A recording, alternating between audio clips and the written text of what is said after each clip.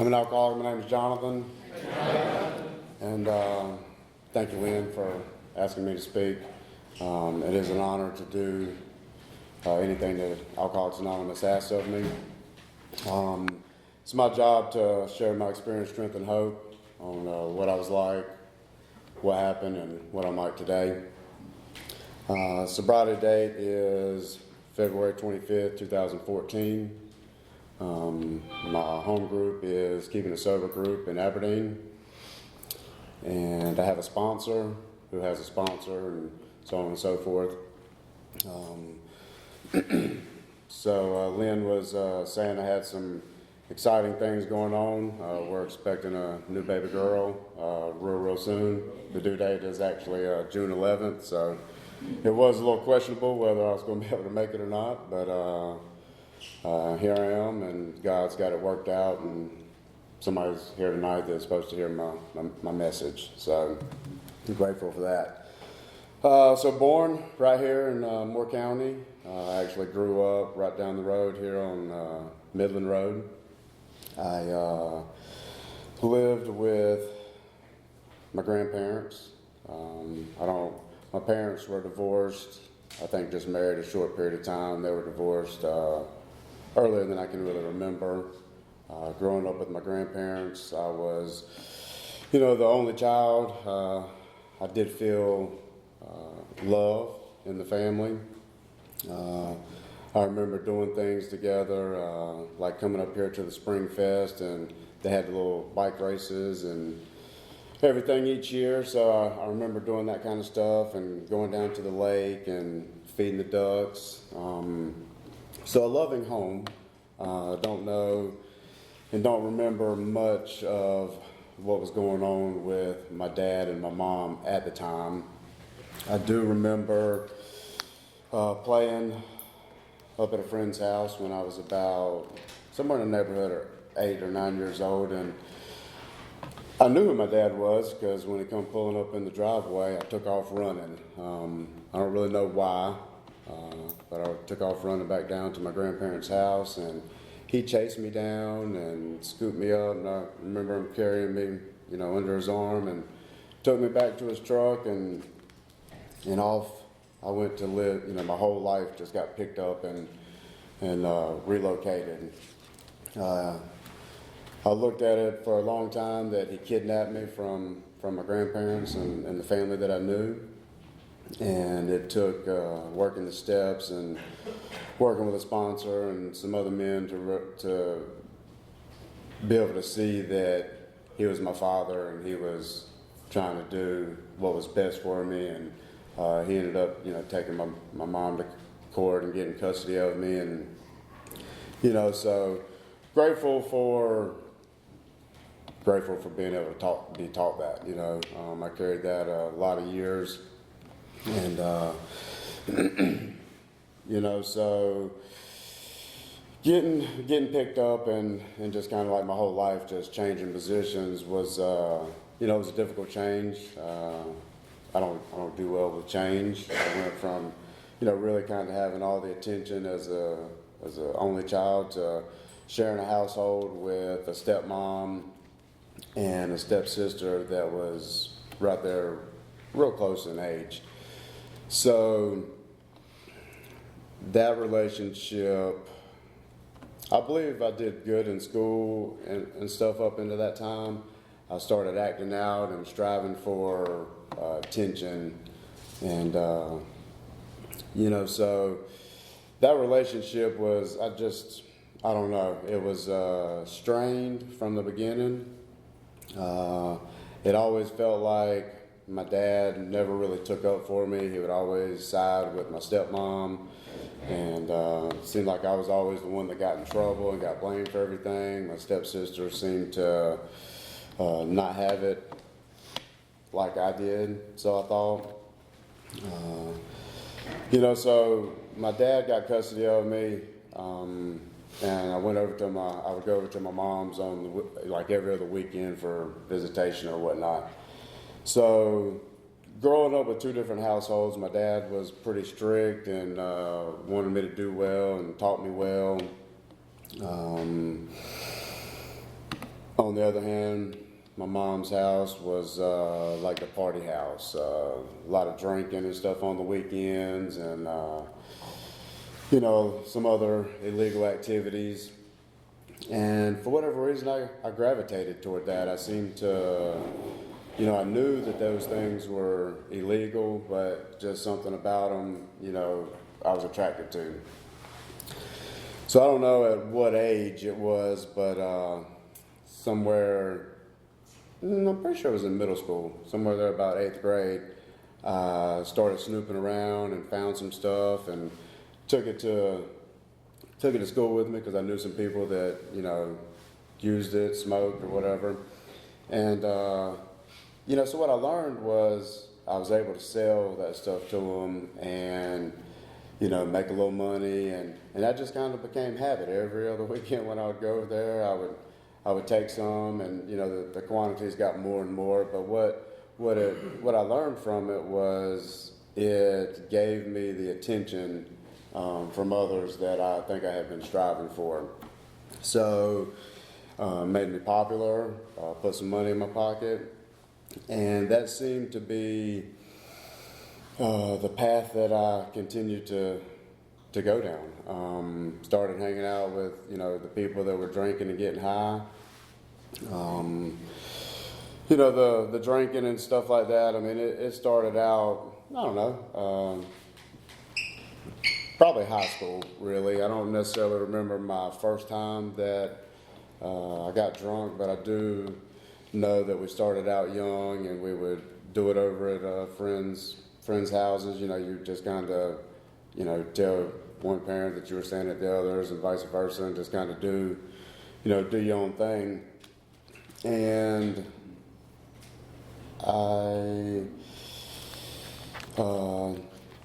getting into high school,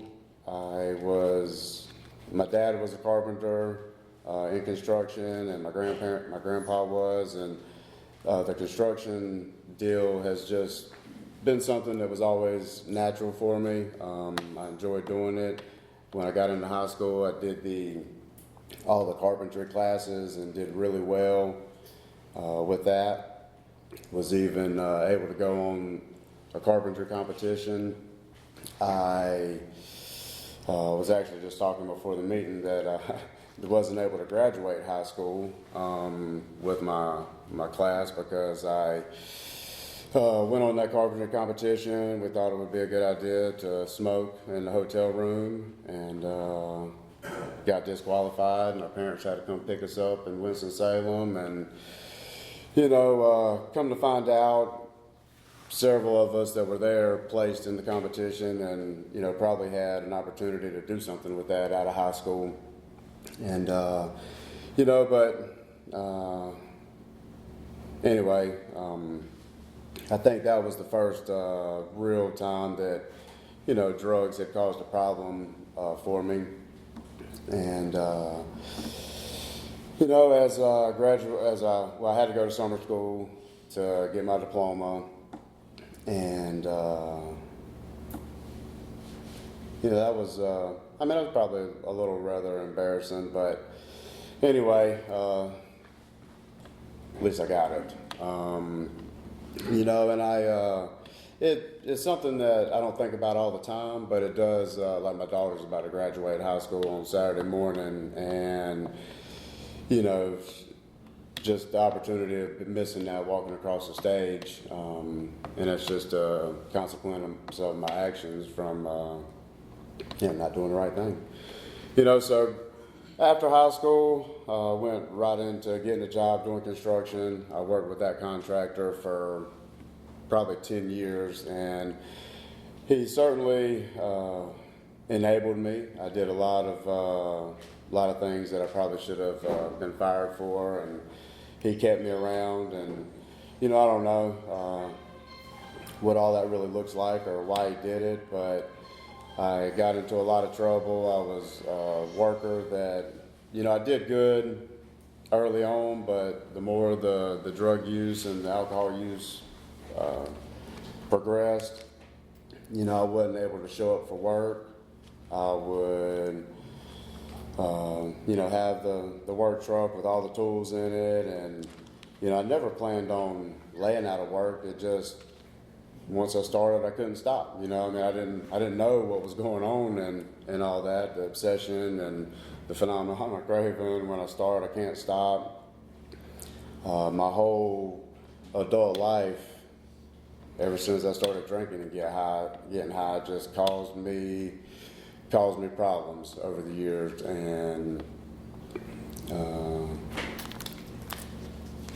not having any idea. But I would do things like hide in the house. Would come time to go to work, and I knew I wasn't going to be able to make it and show up, and they come knock on my door, at 7:30 after I'm supposed to be at work, and you're in there hiding on the floor, hoping nobody can see you, and crazy stuff, and and then of course they'd open up the back of the truck, and you could hear them getting the tools out, and once they leave, it'd just be like a sigh of relief. Just not being able to show up, being unemployable. I continued to live the lifestyle of selling the illegal substances over the years. Eventually caught up with me. I got some pretty significant charges back in 2001. Some trafficking charges, and I got locked up in Moore County Jail with a $750,000 bond. And I thought at that moment that my life as I knew it was over. I really didn't think I was ever gonna see the outside world again, to be honest. Now, saying that at the same time, once I finally did get out, it wasn't enough to keep me from drinking and getting high again. And so over the years, I've accumulated a DUI. I've been arrested multiple times, and just being physically addicted to a substance and not having any control, I think is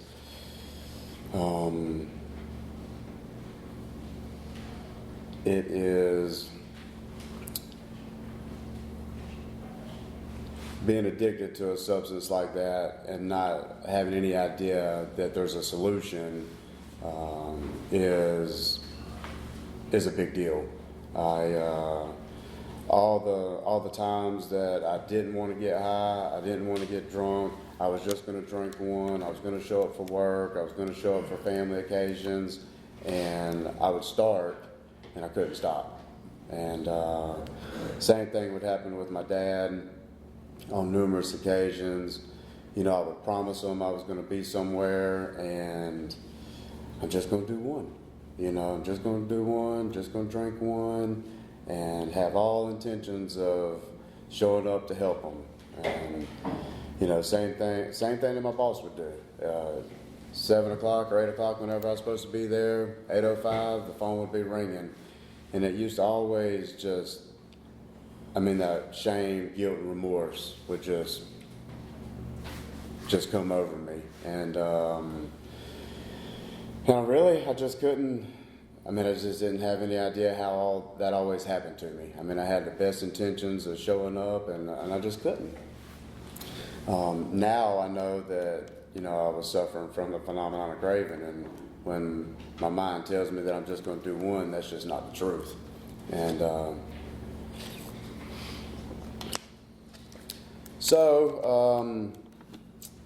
there comes a time that I need to, all the relationships that I had been in over the years, I never had to hide my usage or my drinking. It was kind of just like mutual, I guess you would say.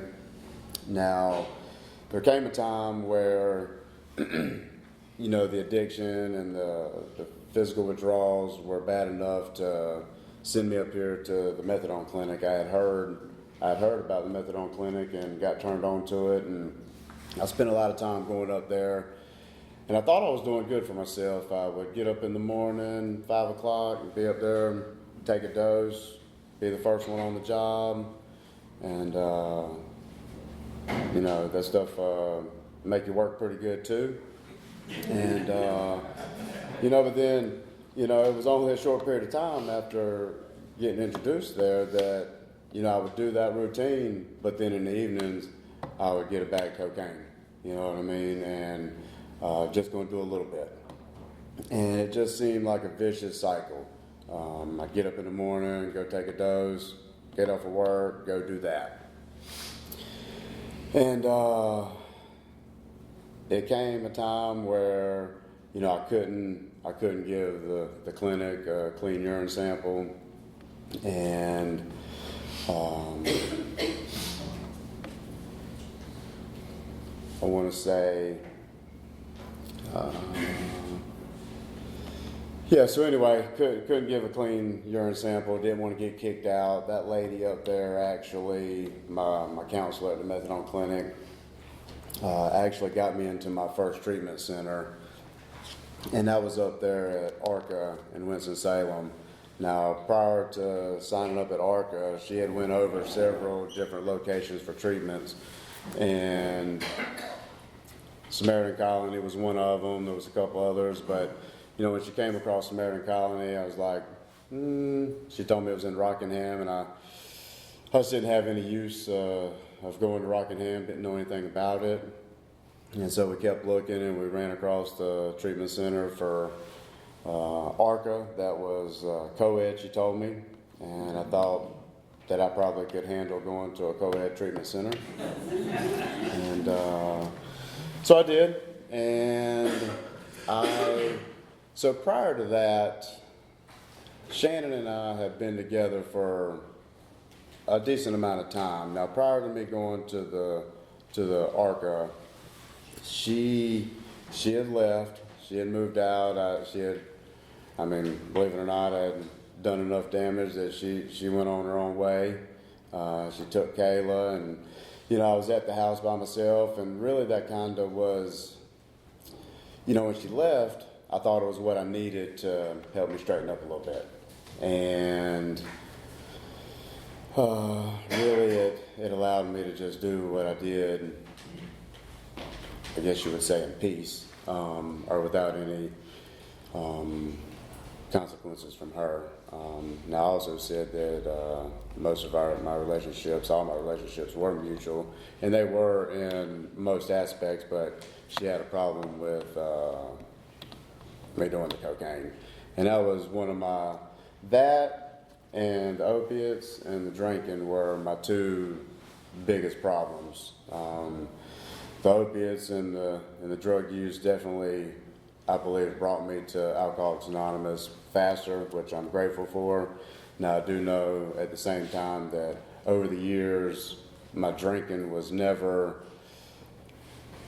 like other people. I was always drinking till it was gone, drinking till I passed out, blacked out, pour around the shots and drank them, pour another round, and the other people are like, whoa, I need a few minutes. So I'm drinking mine and theirs.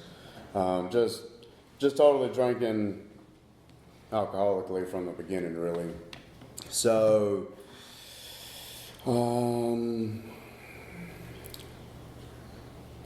so I say that, just trying to see where I was actually going with that. So, prior to that, I probably hadn't had any relationship with my dad in some time.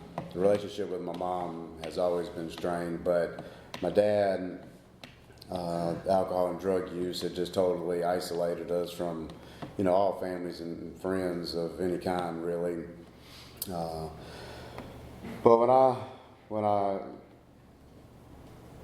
so Shannon moved out. I was in the house by myself. I hadn't paid rent in I don't know how long. Didn't have any gas money. Had spent all my money on other stuff. And I reached out to that lady, my counselor at the clinic, and she was able to, she said, if you can get up here, we'll look at some treatment places and see what we can do for you. So I went up there, and we found a place at ARCA, And, I reached out to my dad. I hadn't talked to him in I don't know how long. And, told him, hey, I need you to come pick me up tomorrow. I need you to take me to treatment. And I guess, I don't know, I was really surprised that he just stopped what he was doing and came and picked me up. But he did. Took me up there, dropped me off. And, on the way up there, I told him, hey, by the way, I need you to, once the landlord realizes I'm gone for a little bit, they're probably going to come change the locks on the house and all that good stuff. I need you to pack up my furniture and all my stuff and put it in a storage unit for me. I thought that's what they were going to do for me. They didn't. They had like an open door yard sale. I was quite upset about that for a while. Yeah, it's funny now. It wasn't then. I didn't have much, but daggone. So anyway, I went to that treatment center. I got out, and while I was there, it was pretty rough the first week or so, but then I started feeling better, and I went to the classes, and I didn't pay attention to anything but the women that were there, and I picked up chips and key tags when they picked them up. I copied their papers, and they had the steps and traditions on the wall, and I didn't have any idea what any of that stuff meant.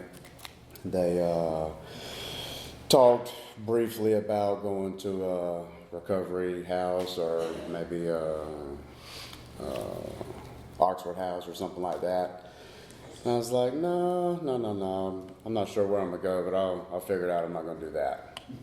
And I ended up going back and staying with one of my friends that I ran the roads with and did all the stuff that I do with. And I don't know, that would be a good idea. And certainly that was better than going to an Oxford House. So life was actually pretty good for a couple weeks. I was amazed at how I could get up in the morning, function through the day, not have to have anything. It had been multiple years since I had experienced anything like that. I even had called and talked to my counselor at the clinic and was telling her how good I was doing. And the day came that I thought it would be a good idea to have a couple drinks. Didn't really think twice about it. No thought of I just got out of treatment. None of that stuff. So I went and got a drink. And, nothing major happened, but, next couple of days, went and got another drink. And I say another drink, bottle. But, then the guy that I was staying with, he started telling me how I was quite the jerk when I'm drinking. Thought surely he had me confused with someone else. But then the day came there shortly after that. Somehow or another, I had a vehicle, and I went up there and got my own bottle, and sitting out there in the parking lot. The thought, taking a couple swigs in the parking lot. Matter of fact, right down here at the ABC store, right here in town, and the thought crossed my mind that one would be just right. And I had done all the good stuff, like can't delete the numbers of the people that I was dealing with and all that stuff, but it didn't stop me. I just rode right over there, knocked on the door, gave me a big hug. Where you been? And I was back off to the races. I was able to get into the. So one thing I did do while I was at the treatment center at ARCA was I actually did reach out to the Bethesda house. Bethesda. And somehow or another, the number that they gave me or whatever was the adolescent side, and they were like, well, we don't even take adults here. They didn't offer to give me the number to the Bethesda house, so that ended there, you know what I mean? And so after I got out and, was off to the races again, I was not allowed to stay where I was staying at anymore. And I think it's important to say this: the guy that I was staying with, it was him and his mom and stepdad to be, and that guy offered. We were staying in Vass, and he offered to take me to the Vass meeting and hang out and wait for me to get out and bring me home. And I just, bottom line was I was too embarrassed and ashamed to show up somewhere and didn't know anything about it and worried about what y'all were going to think about me. And how silly that is now, knowing what's going on here. But it kept me from going. And, so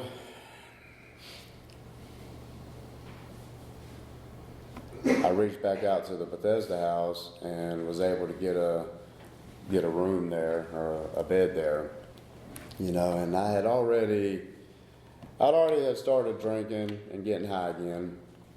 And I don't know if it was just a short period of time that it was since I got out of treatment, but they didn't drug test me at the beginning. And, so I was staying there for a little bit. Finally had got a job with one of the guys that was in recovery, because I was too embarrassed to call any of the people that I knew, because I didn't have a vehicle and they were going to have to come pick me up at the Bethesda house, and probably wouldn't look too good for myself. And, so what happened was I got a job with one of the guys in recovery down there from the Wilder building, and they paid you cash every day. And I think the first day I got my phone turned on. Second day I had my phone, and that thought popped in my mind of just getting one, and with no thought of any kind of consequences or anything. And so that's what I did. And I did that for a little while. I would go to work, get paid, come home, call the man, and I'd hang out over there at the park across from the Bethesda house where the trains are. And just crazy. And then I'd show up at the time that you had to be home and go straight in the room and basically hide under the covers from everybody. Sounds crazy. Sounds crazy to say out loud, but that's what I did. And a short period of time, I went on a home visit, and when it was time to come back, had the good old best number one excuse: having car trouble. I'll be there tomorrow. And it's crazy. And so I showed up, and of course they drug tested me, and I didn't even get high that weekend, but it was from prior, and so I got kicked out, and I was quite upset, actually. My understanding was there were several people there getting high and drinking, and I don't know that they were necessarily okay with that, but they weren't having the problems that I was having and getting caught. So, long story short, I had to find a place to stay. So the guy that I was working for just happened to have like a little, halfway house / help house, recovery house, something along those lines. I think that's what he wanted it to be. For me, it was not. A couple of the other guys I can't speak for, but I think maybe they were doing decent for a period of time. But I think at one point everybody was doing bad. But he let me move into that room. It was one little room and a bathroom. Shannon and I had, I got out of that ARCA. She thought I was doing good. We kind of got back to talking a little bit, and I moved into that one bedroom. It wasn't a one bedroom house. It was just I had renting the one room.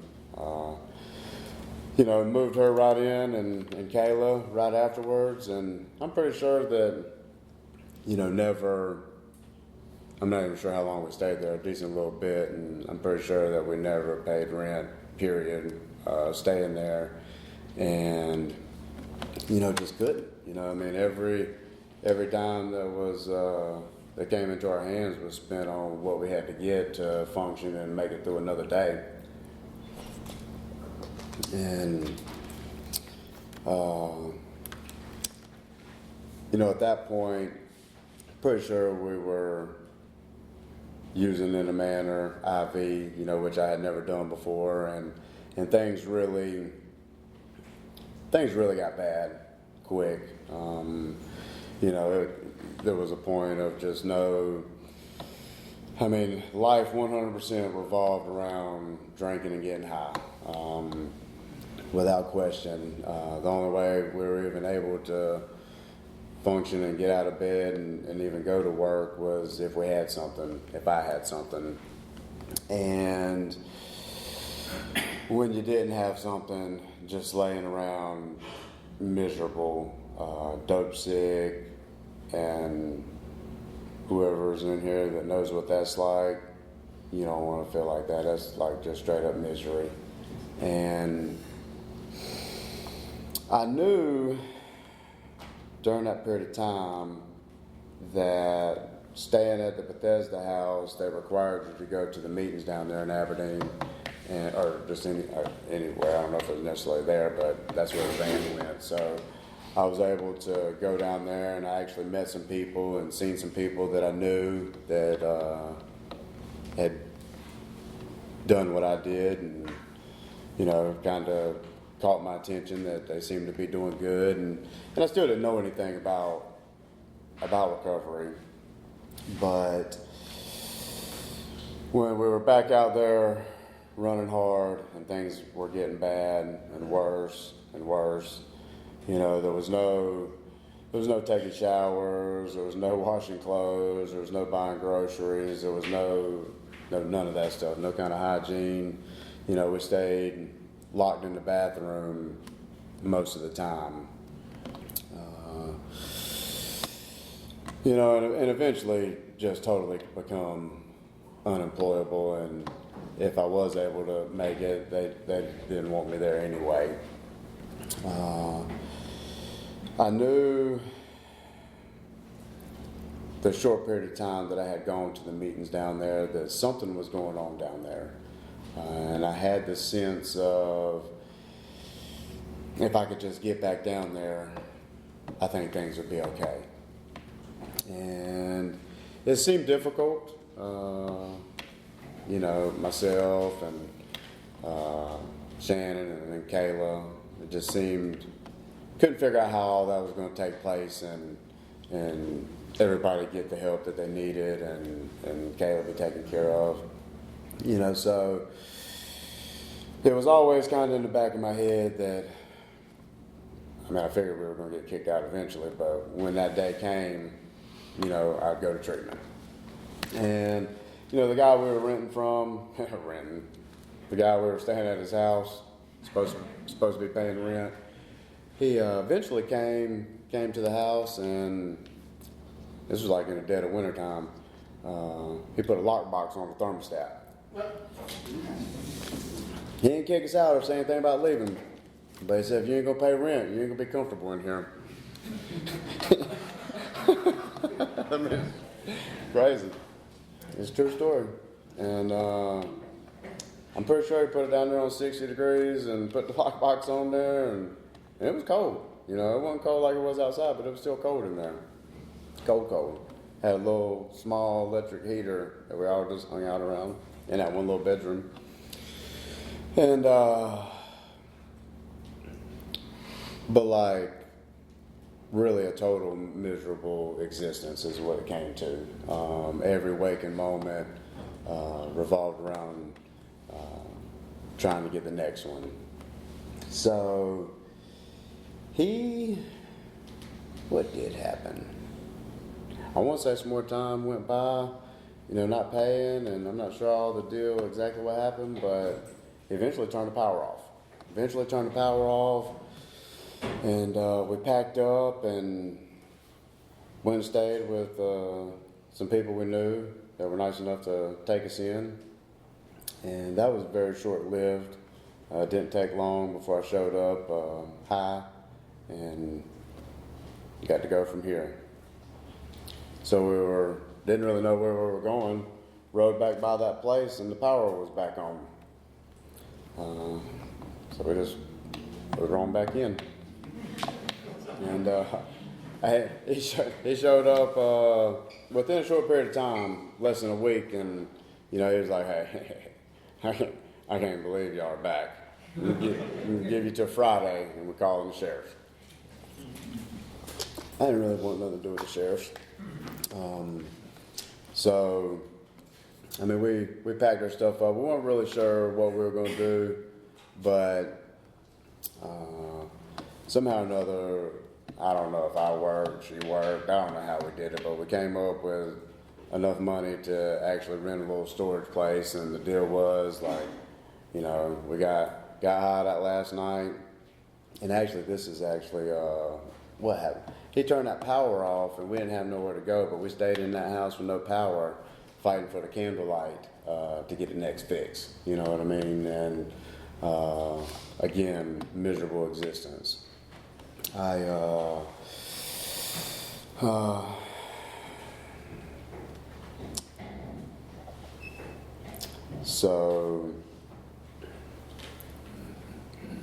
you know, I don't know how it happened, but we rounded up enough money to rent a little storage place. The deal was we were just going to put our stuff in there, and, you know, I was going to get dropped off at Detox, and she was going to go try to do the same. So through a series of events, I think I had to reach out to Mark at the colony. He had told me, I'm pretty sure, go somewhere up there, and I don't know, Laurinburg? I don't know, Hamlet maybe, somewhere up there. But long story short, they didn't let me in. They did not let me in, said I didn't have anything in my system. You know, I was like, well, what if I say I'm going to kill myself? They're like, well, we'll call the sheriffs and they'll deal with you. I didn't want to do that, so I went back and, you know, I called a guy that I knew. He let me stay on his couch, and that lasted for a very short period of time. You know, he was going to work all day, coming home, and I was just hanging out on his couch. And, you know, he was like, hey, man, you got to go. You can't stay here anymore. And during the process of working with those guys in recovery, you know, I heard him talk about coming to pick people up and taking them to Detox. And I reached out to that guy and told him I wanted to go to Detox. He said, hey, I'll come pick you up after I get off work. And he ended up calling back like less than 30 minutes later, and he said, hey, where are you at? I'm coming now. And he came and got me, took me to Detox. I stayed in the DT setting there with me. I got into Detox. Stayed there for, I don't know, 3 or 4 days, a week, ever how long it was, I can't remember exactly. And I got out, and I believe I had reached out to Mark. I mean, that was the whole plan, go to Detox, reach out to Mark. He got me a spot in the Bridge for Recovery, excuse me. Went and stayed there, waited for a bed to open up at Samaritan. I showed up at Samaritan, beaten down, broken, unemployable, just lost at life and wrapped up in alcoholism and drug addiction. I got in there and was scared to death, but I followed the directions. I did what they asked of me. I worked through the first several steps. I believe I did a thorough 4th step while I was there and was able to do a 5th step. I got out of treatment. I went down to Wilmington, stayed in a recovery house down there for a couple of months. The Samaritan houses were in the process of opening up at that time. They invited me back up to town, and I stayed in the recovery house for, I'm pretty sure, right around 2 years, give or take a little bit, but in the 2-year mark, which is an absolute privilege to be able to do that. I got a sponsor. He met with me every Sunday morning after the morning meeting down there at the Wilder building. We worked through the steps. And I'm grateful for that. It gave me a whole new way of life. I have not done recovery perfect. There were challenges for me in the beginning. But I was able to work through those with my sponsor. I've been able to work with other men and carry them through the book.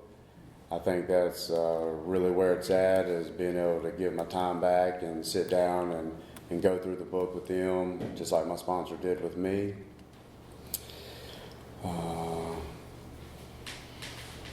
Through that process, the obsession to drink and get high has been removed.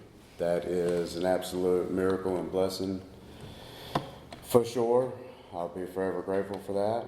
I did not know that there was any way to live without drinking and getting high. My whole life was consumed with it. And through the process, I've been able to make an amends, to make a lot of my amends. Certainly, I've been able to build relationships back with my dad and a lot of others as well. The relationship with my mom is still a little rocky, but I'm in the process of working on it. The forgiveness part is challenging. So a couple of years into sobriety, I was enabled, Shannon and I decided to give our relationship another try. And so we did so. And we have, it's amazing the difference in the relationship now as it was prior to Alcoholics Anonymous. Certainly a blessing to be in a relationship, be in a marriage together, sober, and to be blessed by God, have a relationship with God. We were able to, 7 years ago, have Willow. So that was a blessing, and now, like I said in the beginning, we're expecting another one very shortly.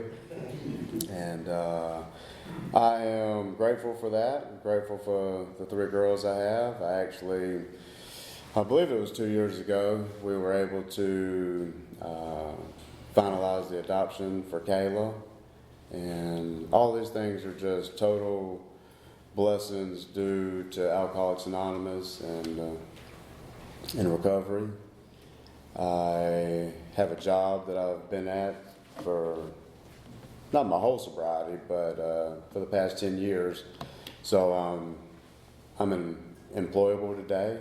My boss trusts me. He knows I'm going to be where I say I'm going to be and do what I'm supposed to do. Likewise with my dad, he knows that if I say I'm going to do something, I'm going to be there and I'm going to do it. And there was a time where he knew I wasn't. And all those are direct results from Alcoholics Anonymous. I think that a lot of the tools that we're taught, praying on our knees and asking for help to stay sober, thanking God for keeping us sober, reading spiritual literature, writing gratitude lists, all the things that our sponsors have us do play vital parts in our recovery, certainly for me. One that was given to me was a 3-second prayer. Anytime I think of any kind of alcohol, drug, or really anything else that I choose to use the prayer for, to pray for God to remove those thoughts and obsessions so I can be a maximum service to Him and others, was a big part. Did that early on in recovery. Had any sign of alcohol or anything else, and bottom line is it's prayer's where it's at. God will help me with all my problems if I'm willing to ask Him, willing to surrender. And, early in recovery, I was able to have a couple different surgeries, sinus surgery and oral surgery, and be able to go through those things without any kind of medication. And the insane part is I had one surgery, and I was able to get through, no problems. They gave me a prescription, but the guys at the house held it for just in case, but I didn't have to take any. But I knew the second surgery was coming up, and the thought that I had, I remember this. Maybe it'll hurt enough this time I take a pill, right? You know what I mean? So that's like the total insane thinking, that goes on. But I didn't have to, and I'm grateful for that. But it's like all these things are possible through sponsorship, prayer, Alcoholics Anonymous, and so I'm very grateful that I've been given this way of life. I'm grateful for the obsession to be removed, and for anybody out here that's struggling or new, give Alcoholics Anonymous a chance. If it can work for me, it'll certainly work for you. Thanks for letting me speak.